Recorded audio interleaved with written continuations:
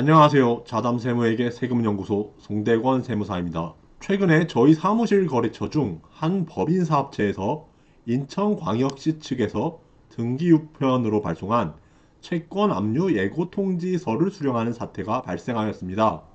이 채권 압류 예고 통지서는 지방자치단체인 인천광역시가 과세권자인 지방소득세가 체납되어 해당 법인사업체에서 보험설계사, 배달라이더, 프리랜서 등 이른바 비전형적인 노동에 종사하는 분의 급여 채권을 압류한다는 내용이 기재되어 있었습니다.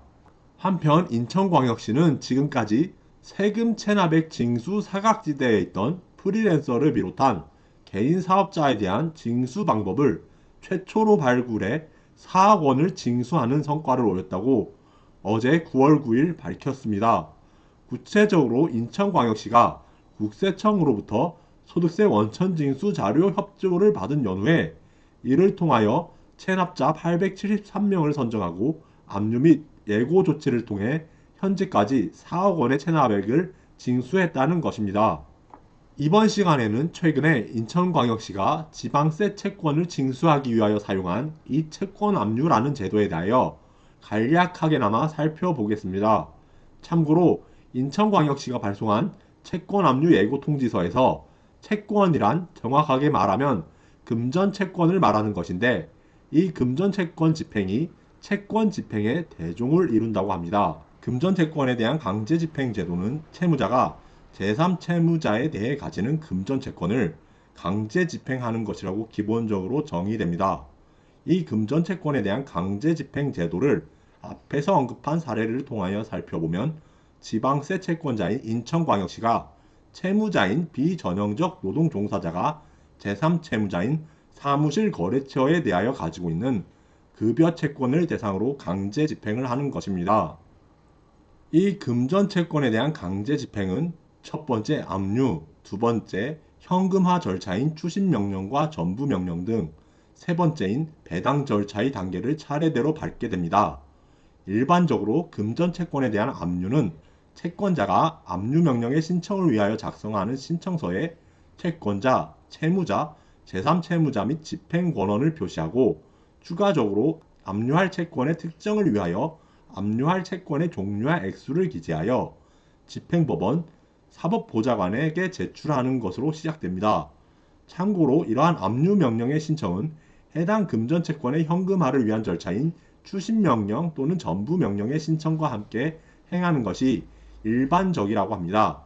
집행법원 사법보좌관은 채권자가 제출한 압류명령 신청서가 법령이 정한 방식에 맞는지 여부, 압류금지 채권에 해당하는지 여부, 초과 압류하는지 여부 등의 사항을 심사하여 적법하다고 인정된 연후에야 압류명령을 발령하며 이 압류명령은 제3채무자에게 등기 우편 등으로 송달된 연후에야 압류의 효력이 생기는 것입니다. 만약에 인천광역시가 지방세 관련 세무관청이 아닌 일반적인 사인인 법인이나 자연인이었다고 가정하면 해당 금전채권을 압류하기 위하여 집행법원에 압류를 신청하여 압류명령을 발령받고 이 압류명령을 통지하는 서면이 제3채무자에게 송달되는 과정을 모두 거친 연후에야 압류의 효력이 생기게 되는 것입니다. 인천광역시는 지방세 과세권자의 지위에서 납세자가 조세 채무를 임의로 이행하지 않는 경우에는 법이 정하는 절차에 따라 재판 절차에 의하지 않고 스스로 강제적으로 이행을 실현시키는 권한인 이른바 자력집행권을 가지고 있습니다. 인천광역시는 이러한 자력집행권의 권능에 기반하여 바로 앞에서 언급한 금전채권 압류와 관련한 일반적이지만 상당히 지난한 과정을 거치지 않고는 그저 채무자인 비전형적 노동종사자의 지방세 체납액과 관련한 채권 압류 통지서를 제3채무자인 사무실 거래처에 등기 우편으로 송달하는 과정만을 거치고도 압류의 효력이 생기는 것입니다. 참고로 자력집행권이라는 권능은 과세관청과 납세 의무자 등이 당사자인 조세 법률 관계에서만 한정되는 개념이 아니라 행정주체와 사인 간의 공법상 법률 관계를 규율하는 일반적인 행정법 관계에서 두루 통용되는 성격을 가지고 있다고 합니다. 즉, 자력집행권이란 일반적으로 국가 또는 공공단체가 그의 의사를 스스로의 강제력에 의하여 행정행위의 내용을 실현시키는 힘 또는 권리를 의미하는 것으로, 특히 조세에 관하여는 조세가 재정 수요를 충족시키는 수단이며 공익성이 강한 점 및 부가 징수의 공평성 확보 등의 관점에서 이러한 자력 집행권이 인정된다는 것입니다. 최선의 절세는 바로 세금과 관련한 신고와 납부를 제때 그리고 올바른 금액으로 이행하는 것이라고도 할 수 있습니다.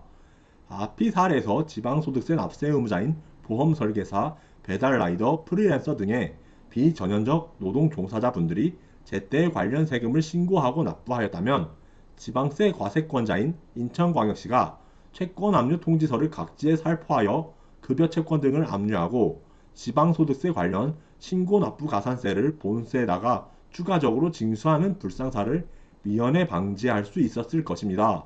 여담입니다만 송대권 세무사는 작년 2024년 가을에 채권자 입장에서 제3채무자인 모 국책은행을 상대로 채권 압류와 추심 전부 명령 등의 절차를 거쳐 채무자의 예금 계좌에서 손해배상 채권 일부를 추심하였던 적이 있습니다.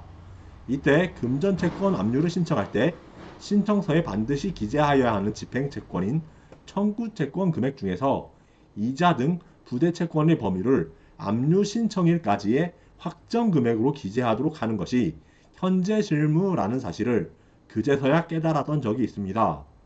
대단히 유명한 민사집행법 교과서의 저자분께서는 이러한 실무에 대하여 필자는 종전부터 집행기관의 편의를 위한 것이고 안분 배당에 의하는 채권 집행에서 근거 없이 부당하게 신청채권자의 권리를 제한하는 것이라고 주장하였다고 하시면서, 이와 관련하여 금 0001에 대하여 언제부터 완제일까지 연 5%의 비율에 의한 금원이라고 기재하여도 배당일에 금액의 특정이 가능하다고 주장하시는 구절의 내용이 개인적으로 너무나 절실하게 다가오기도 하였습니다.